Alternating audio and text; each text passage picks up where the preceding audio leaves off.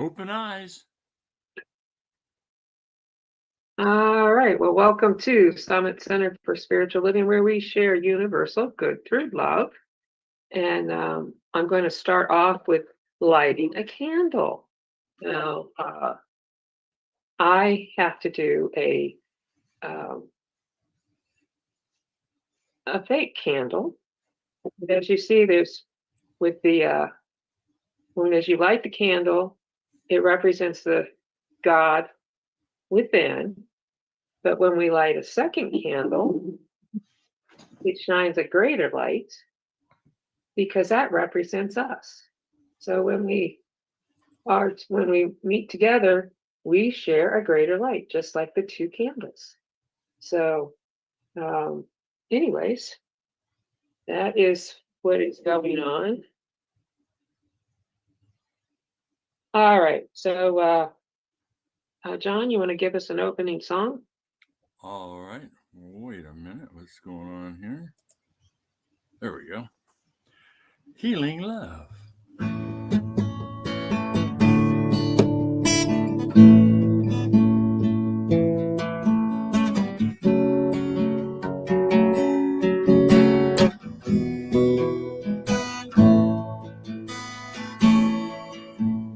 Loving awareness I share with you. Let us heal the world with love's awareness too. Healing love, awareness and peace.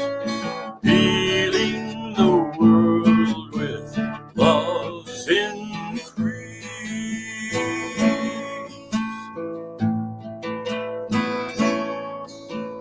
Loving kindness I share with you. Let us heal the world with love's kindness too. Healing love, kindness and peace. Healing the world with love's increase.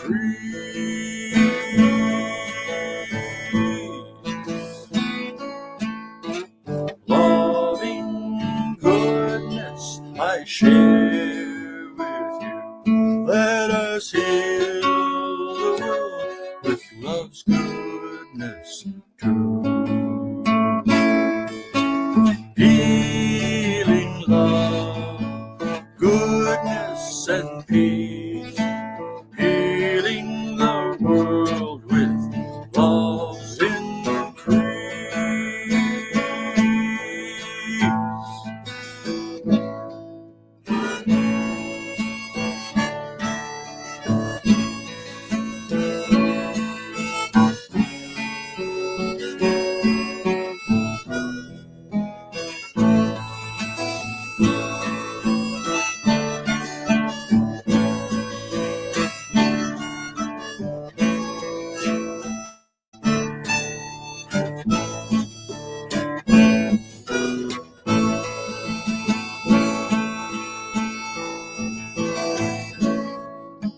Loving blessings I share with you. Let us heal the world with love's blessings too. Healing love, blessings and peace. Healing the world with love's increase.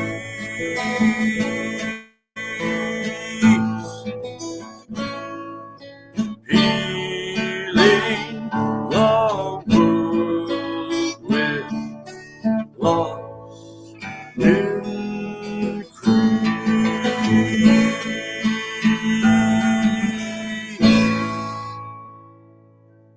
Thank you, John, for that opening song. We really appreciate it. Hello, Carol Ann.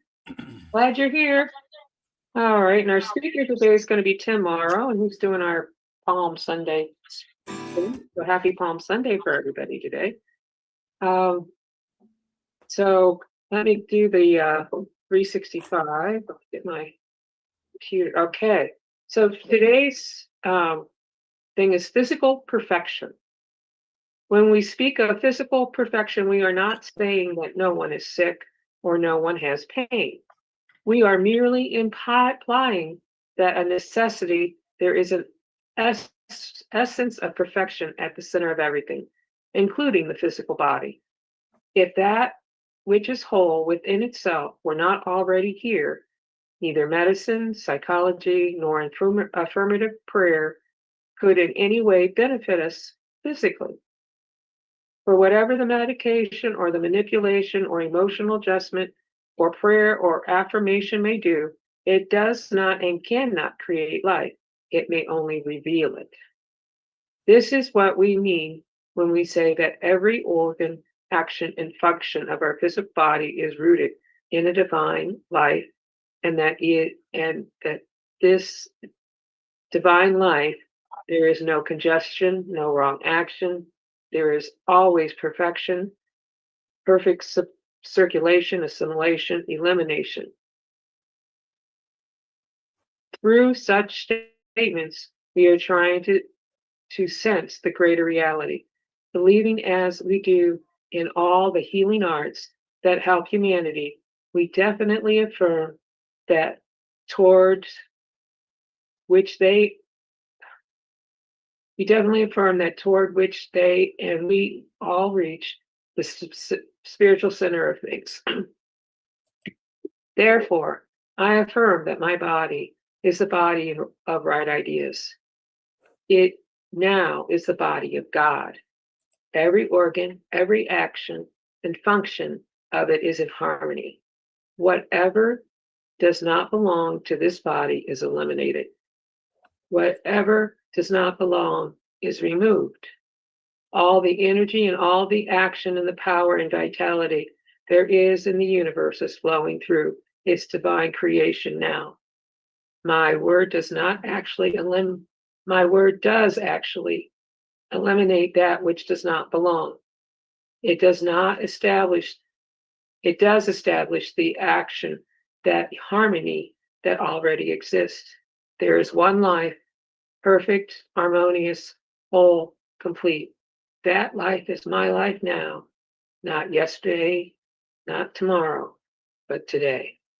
And that was 365 Science of Mind. Okay, so John, you want to lead us into meditation?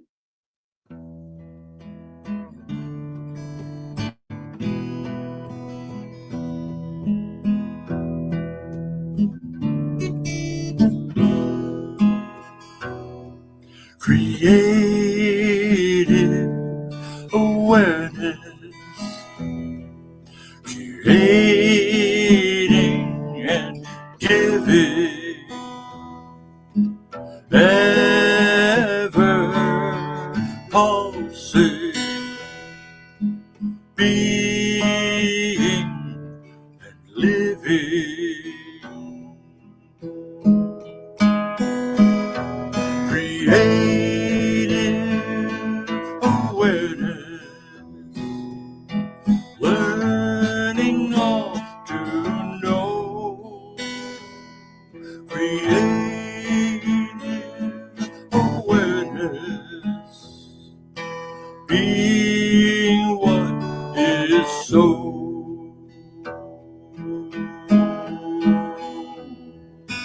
Being loving, helping one another, loving kindness, caring for each other.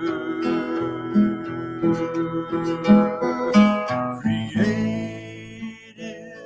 awareness, learning all to know. Creative awareness, being what is so.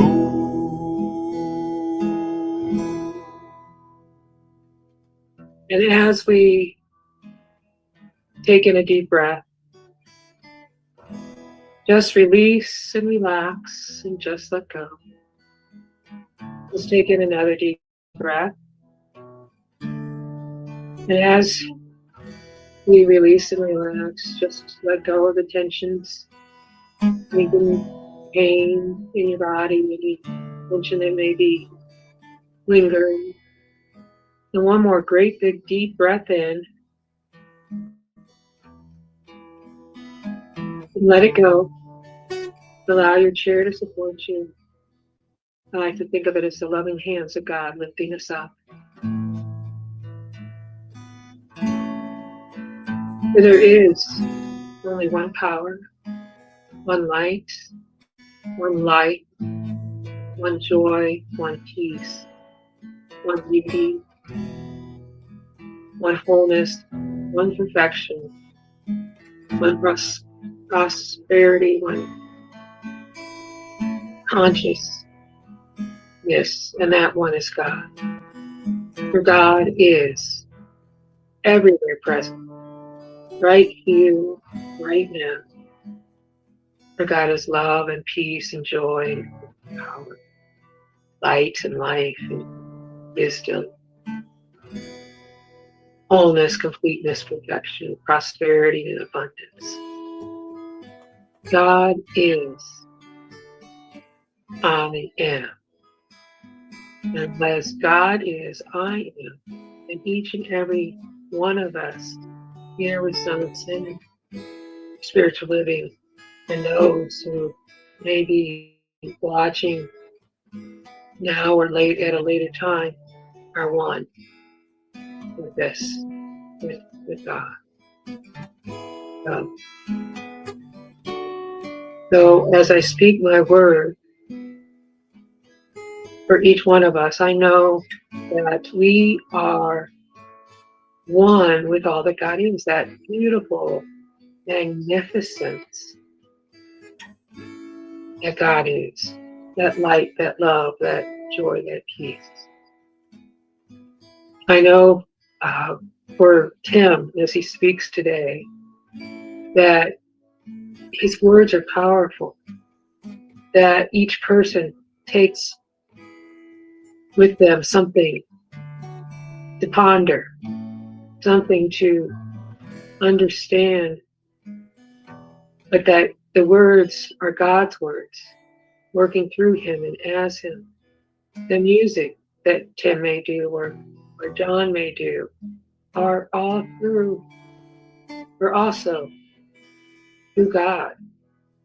God playing, using them as their instrument. For Carolyn and Hannah and Kyle and myself, I just know that all is well with us. I also know for Michael as he comes back home from Pennsylvania, that he too is safe and taken care of, and the cars works well, no problems. But I just am grateful and thankful for Summit Center for Spiritual Living, for the opportunity to be with each other. And we also speak my word for Deb, who may not be on camera, but we know that she's with us one way or another, whether it be watching us now or at a later time. I just give thanks. I know for Anna's mom that she is physically, things are going well for her. Her body is renewing and revitalizing and regenerating whole, complete cells. Anybody who may be having any health challenges, that the challenge is being met and it's being replaced with perfection and wholeness and completeness. Same goes for anyone with the prosperity challenges. They are prosperous and abundant.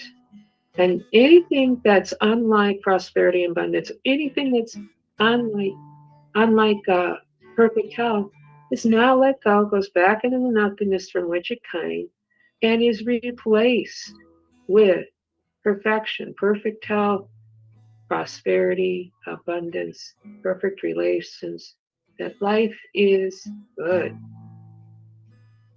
Life is well. So with this, I give thanks. I give thanks for all the good that is happening. I give thanks for Tim as our speaker again. I give thanks for John doing the music again, for Hannah doing the Facebook feed. Well, I just give thanks for all the good. So I now release my word into the law, knowing I spoke it. Therefore it is done. And so it is. Amen.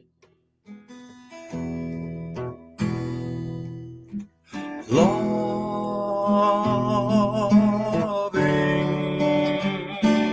away.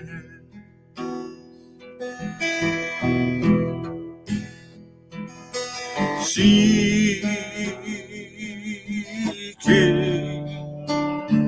to find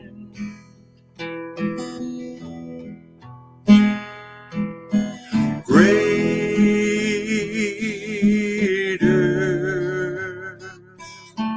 wisdom.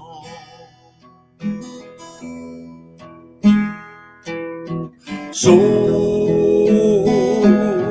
guided mind,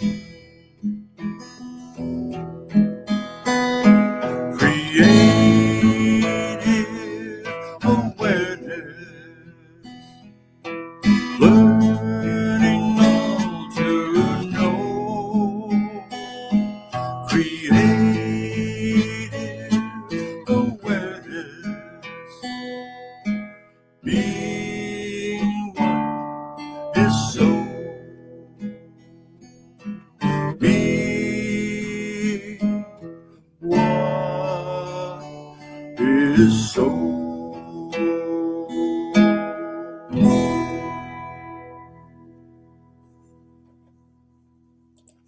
Okay, as you open your eyes, please also open your cameras. You take a moment to look into each other's eyes and see the magnificent being that you are, that each person is, that God within each and every person. We see you, Hannah. So with that, I just give thanks.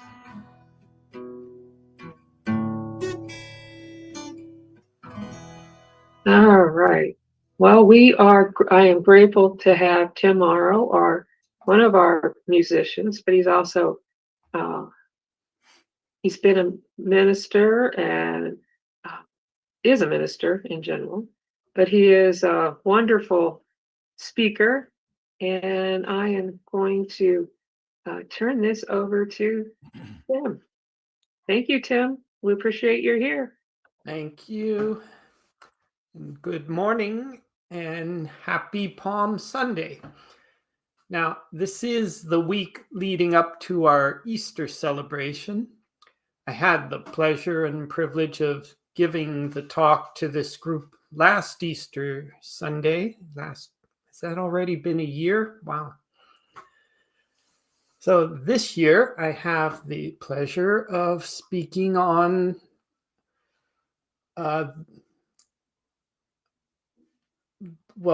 speaking on the week leading up to Easter, which in the New Thought tradition, we celebrate the awakening of the Christ consciousness within the individual.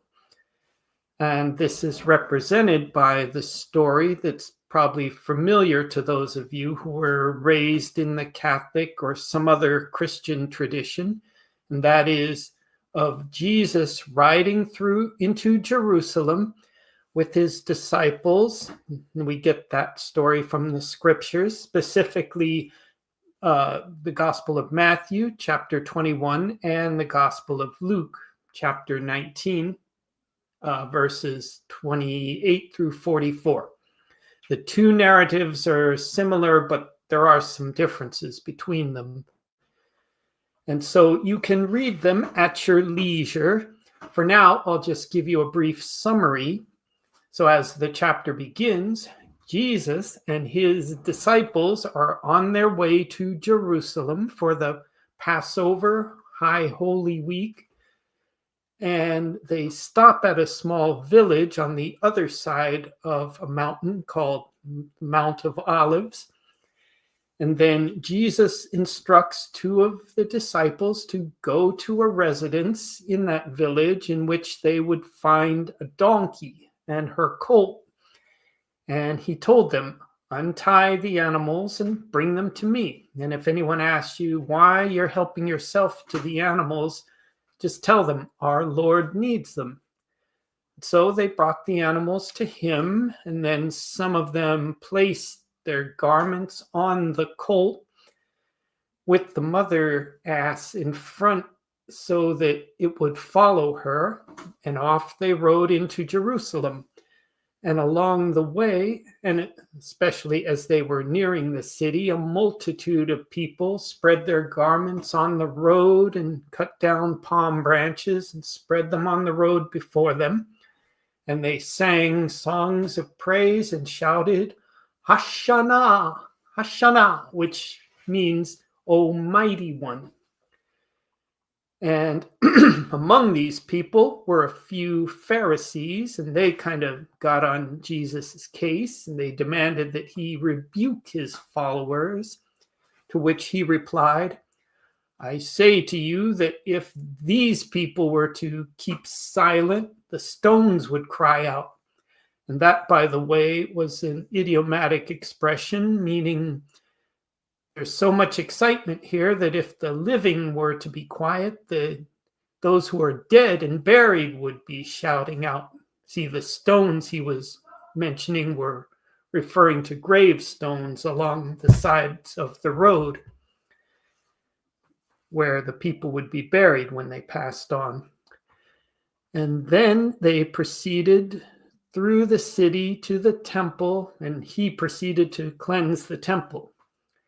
Now, you probably remember seeing this episode in one of many Hollywood movies about Jesus, and you would see huge crowds of people surrounding him and his disciples, and they have a huge parade through the city. Dr. Rocco Errico pointed out that Hollywood movies always get this part wrong. There was no big crowd of people. It would have been a smattering of people who knew who he was, paying their respects to him by laying down their garments and cutting down palm branches to lay before him as he rode by. That was a tradition in the Middle East when a VIP of some sort was riding into town. Now, let's get a quick historical perspective on this. Remember, when we read anything in the Bible, it's important to understand that these passages were written by and for Eastern people who were familiar with the language and customs of the time. And so much of the message gets lost in translation by the time we read it. So, to make his grand entrance, Jesus chose to ride an ass, a donkey, into the city. So he stopped in that small village of Bethany and directed a couple of disciples to go to a residence he probably knew of that owned a mother donkey and her colt. Then he told them, if the owner of these animals asks why you're taking them, tell them our Lord needs to borrow them, meaning the holy man we're studying with needs them. And people would generally consider it an honor for a holy man to borrow their animals. Then he rode into the city on the colt. His family had probably owned and used donkeys when he was growing up, so he would know that riding a colt who had never been ridden before would not be an easy venture. the rider would likely get thrown off and the colt would likely run away. So he had the disciples walk the mother donkey ahead of the colt, and it would cooperate. Now, also in the culture of the Middle East, if you're a king or dignitary or someone important riding into town, making your grand entrance, the animal you would want to be riding would be a horse, preferably a white horse. The white horse is symbolic of victory and acceptance as a ruler. If you couldn't get a horse, a mule, preferably white, would be acceptable. But the last thing anyone like that would want to be seen on is a donkey. This was considered the poor man's transportation. To be riding a donkey, worst of all, a colt, you're considered a peasant who has very little to offer the world. It was a little bit like if a huge pop star like Taylor Swift arrived at the Grammy Awards driving an old beat-up Nissan Sentra and stepped out onto the red carpet from that. See, the ass was considered, or was a symbol of the lowest social status in that society. If a person was tried and convicted of blasphemy, the penalty was often to tie the person up, put him on the back of a donkey, and parade him all over town, thus relieving him of every last bit of dignity. If you wanted to really insult someone, the word you could often use was kamara. I think that's how it's pronounced in Aramaic. Kamara, which means you're an ass. Of course, that's also a common way that we use to insult someone, right? But in the ancient Middle East, it was a much worse insult. But this is what Jesus chose to do: ride not only an ass, but a colt into town. So begs the question, why? What was he thinking? Well, first of all, he was acting out the lesson from the prophet Zechariah in the Old Testament, who advised, "See, your king comes to you, righteous and victorious, lowly and riding on a donkey, on a colt, a foal of a donkey." See, a lot of his disciples had been expecting him to build up a massive following and military might to overthrow the Roman occupation in Judea and then set up a political kingdom. But after several years of traveling and building up a following and doing a lot of healing work and a lot of teaching and preaching, Jesus had not built up this military might.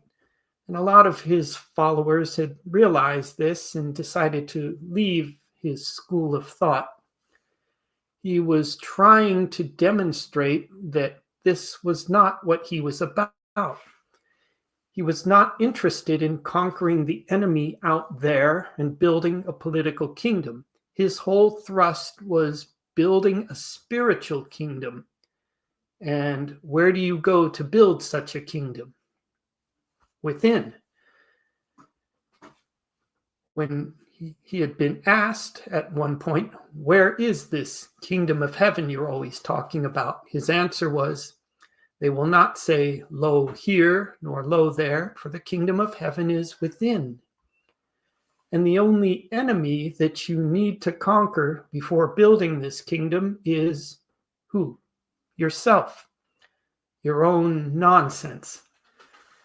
Now, to put that in terms that are more familiar to us, he was teaching the people to build a consciousness of emotional maturity and peace of mind, one in which you demonstrate what's right with the world and what's right with the human race instead of just shouting and ranting about what's wrong with it. and to be a truly healing consciousness. And without building this consciousness first, you might be a great agitator and get a crowd stirred up,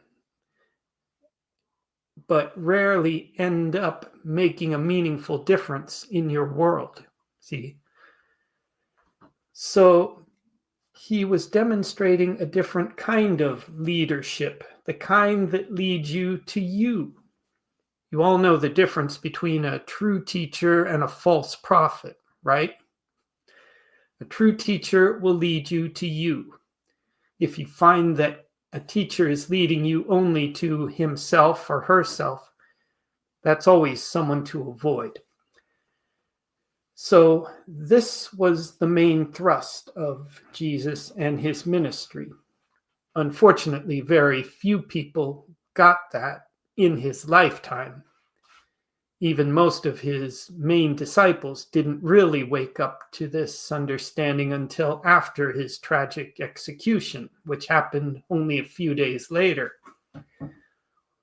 What's more unfortunate is that even today, well into the 21st century, the world is full of people who are still waiting for this same guy, Jesus, to come back to earth, riding on that white horse to set up that political militant kingdom they dream of and conquer everyone on earth who doesn't think the way they think they should think. Now, I'm not underestimating the importance of having good people in positions of political leadership. They have their place in the world, and I'm sure each of us here can name a few that we're thankful for. And we can all name a number of others who we're not so thankful for. But the challenge he had for the people around him was, don't wait until the right people get into power and gain political clout before building that spiritual kingdom and finding peace within yourself. In the first century, in the society that he lived, the very idea of a democracy was about as real as a jet airplane. But he still found that inner peace and that healing consciousness. And that's the primary objective we have as students of this teaching. I remember all throughout the first 20 years or so that I was in religious science, most of our churches and most unity churches and other New Thought churches and centers would end every Sunday service by standing, joining hands and singing that magnificent song, "Let There Be Peace on Earth." And those of you who may not be familiar with it, it ends, "Let there be peace on earth, and let it begin with me." And we would sing that and be very inspired.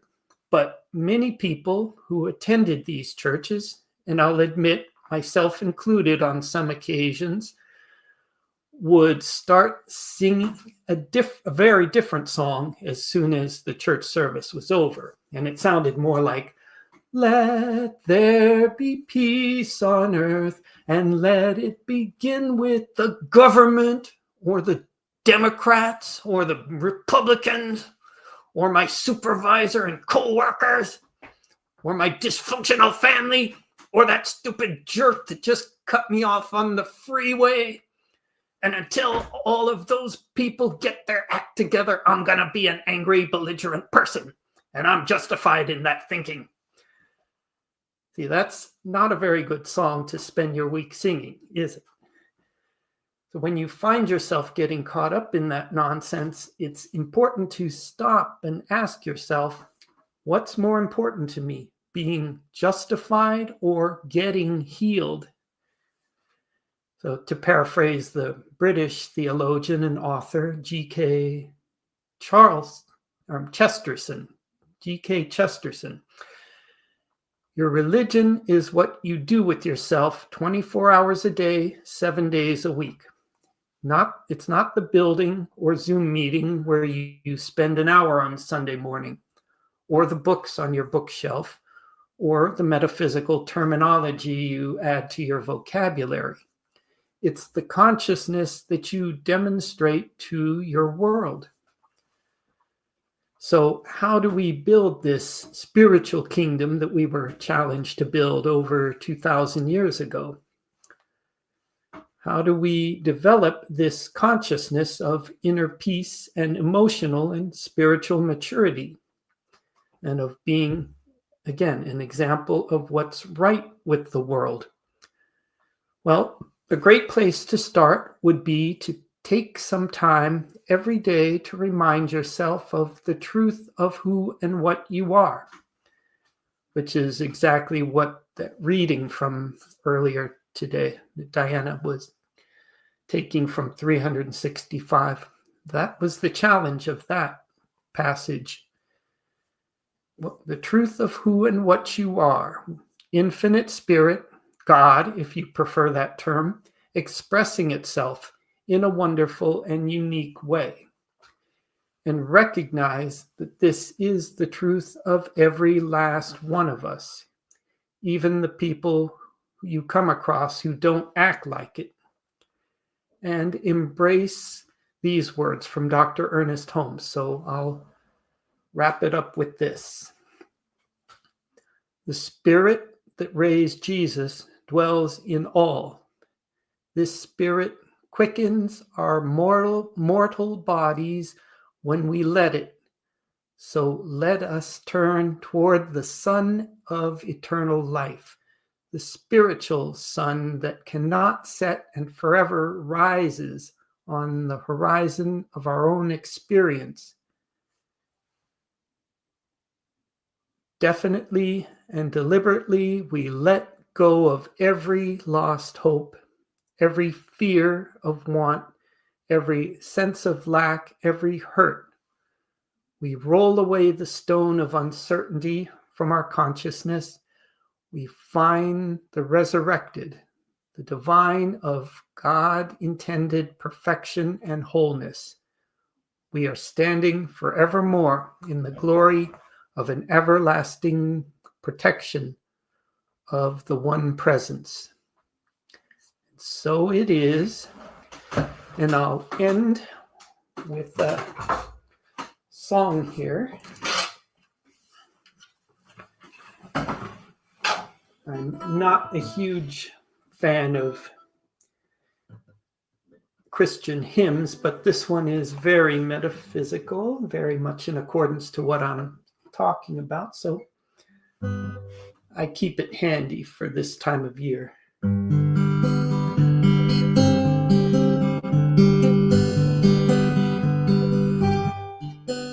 In the bowl there is a flower, in the seed an apple tree, in cocoons a hidden promise, butterflies will soon be free.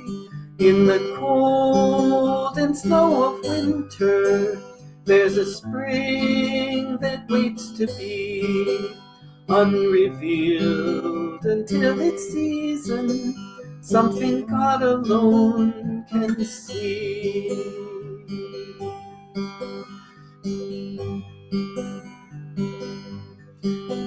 There's a song in every silence, seeking word and melody. There's a dawn in every darkness, bringing hope to you and me.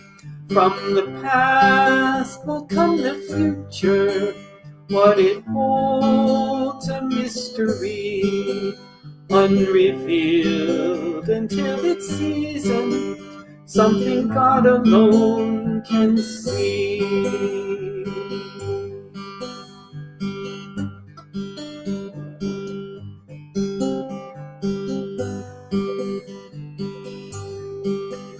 In our end is our beginning, in our time infinity.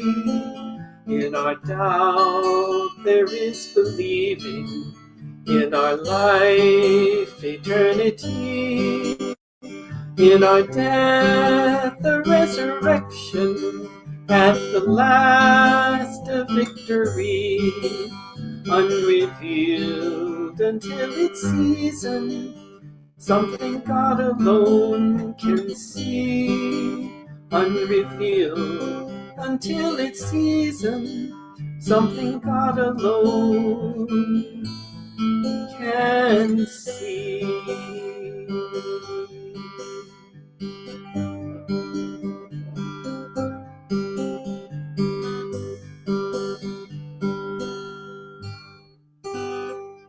Right? There we go. That was absolutely fabulous. Wow. That was, I love how you explained about the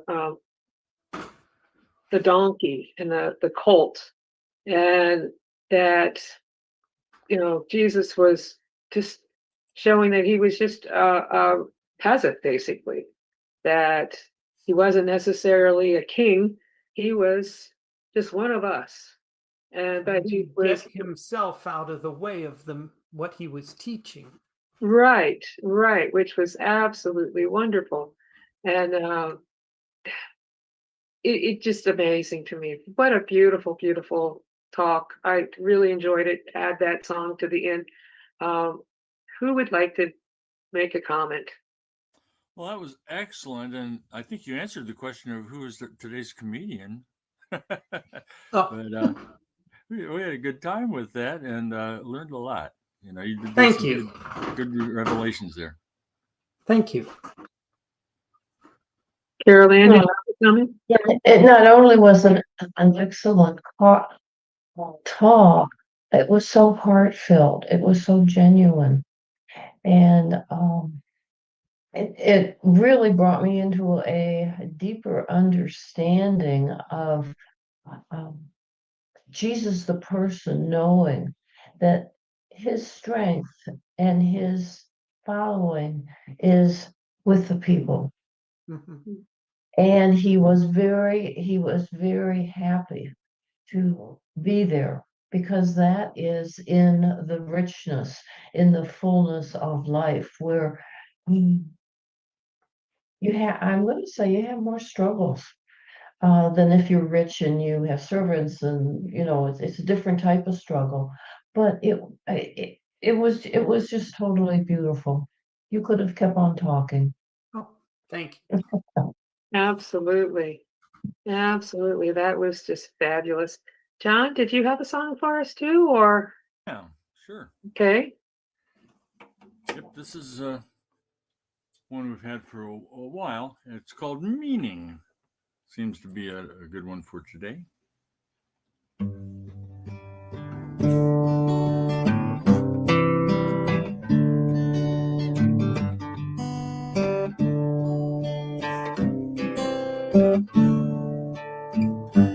Giving attention, setting a time, presenting a thought, moving to climb, opening doorways, stretching to reach, learning what life is, insights to teach. What is the meaning in living? What is the reason for death? Every moment is precious. The world is here in each breath.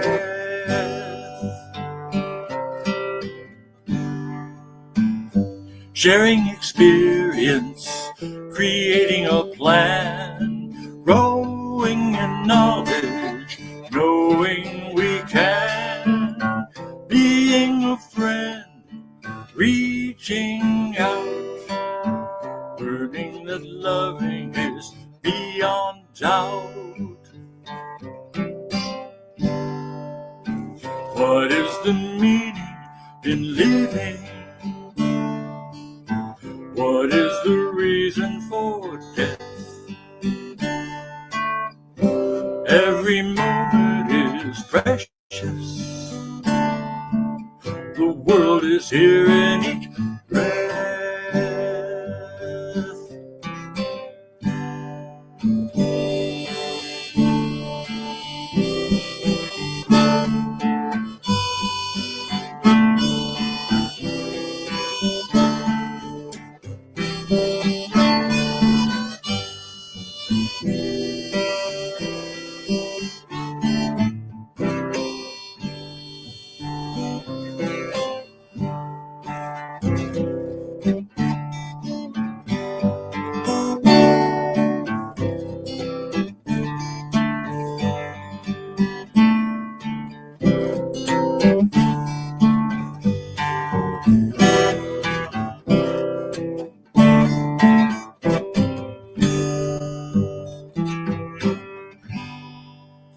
Learning what happens is not set in stone.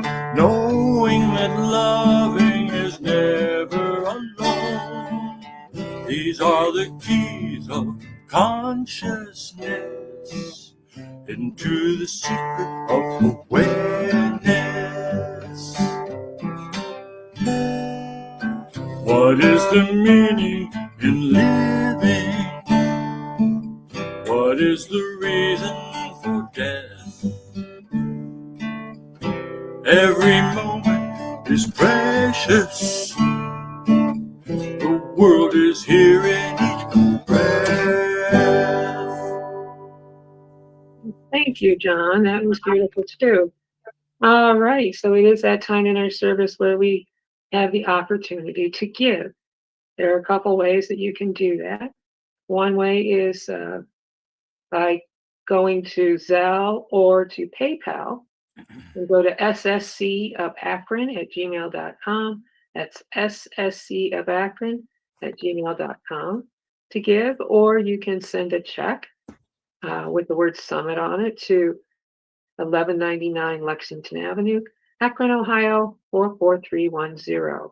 And with that, just as we symbolically take our gifts right over left, in our hands right over left, just know with me all that we have, all that we receive, all that we give is blessed in a very special manner, that it goes to the work of Summit Center for Spiritual Living, and it goes for the betterment of each and every person in the world.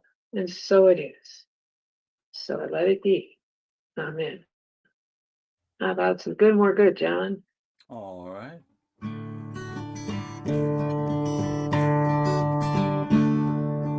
Good and more good is mine, and ever increasing good is mine. Unlimited, infinite good is mine.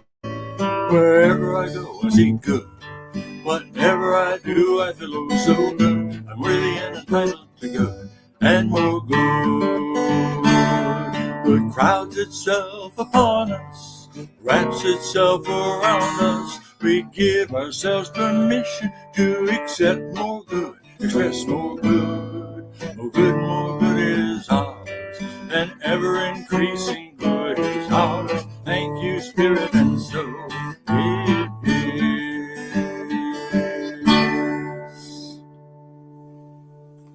All right. Thank you, thank you, thank you. All right. So since Michael's not here, I'll do the announcements as for him. He spends most of his week at New Thought Media Network. And you can find it's like 8 shows that he produces. Plus, there's also his own show on Friday nights. He works 8 days a week. Yeah, really. Plus, he does prayer at 10:15 sometimes in the evening. That's Eastern Standard Time.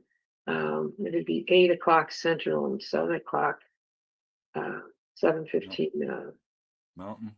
or 8 o'clock Mountain and Right.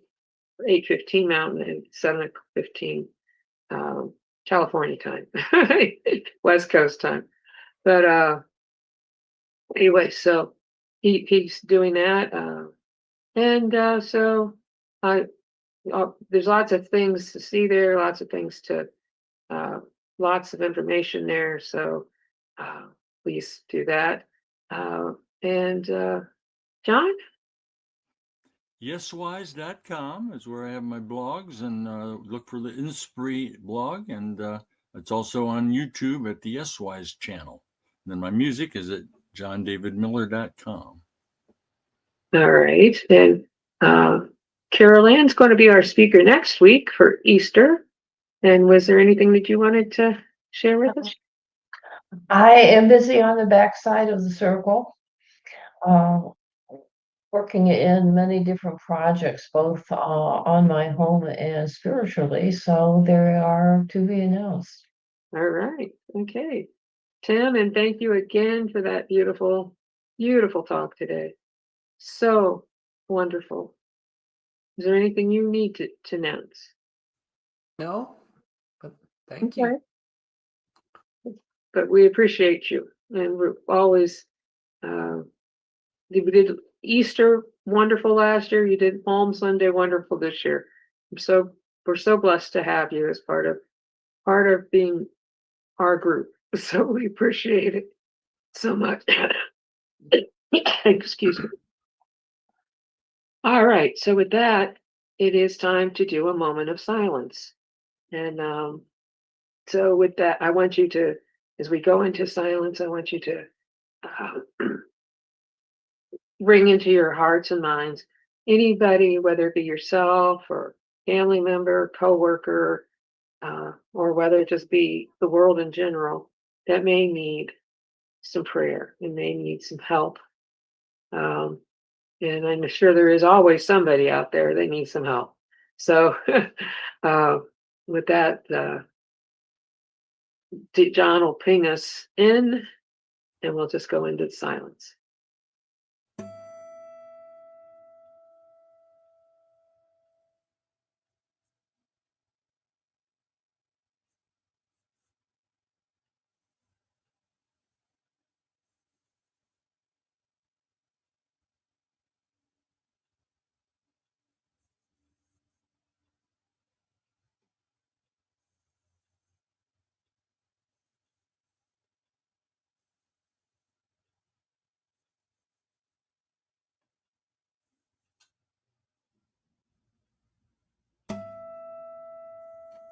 Hey, thank you. The light of God surrounds us. The love of God enfolds us. Power of God protects us. The presence of God watches over us.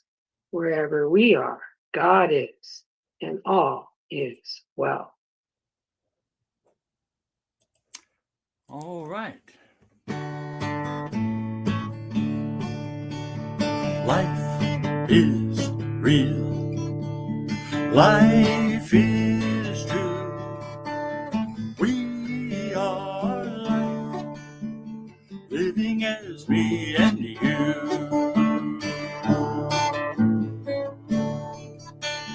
Joy is real. Joy is true. We are joy, living as me and you.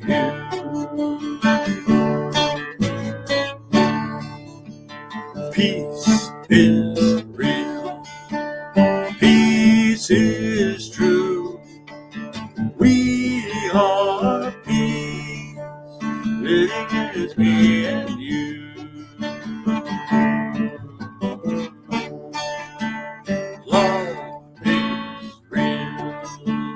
Love is true.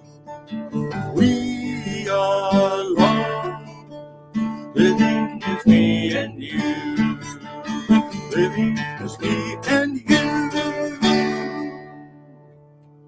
Okay, well, thank you, everyone. We really appreciate that you are here or have been here. And Anna, you can end our Facebook feed. All right.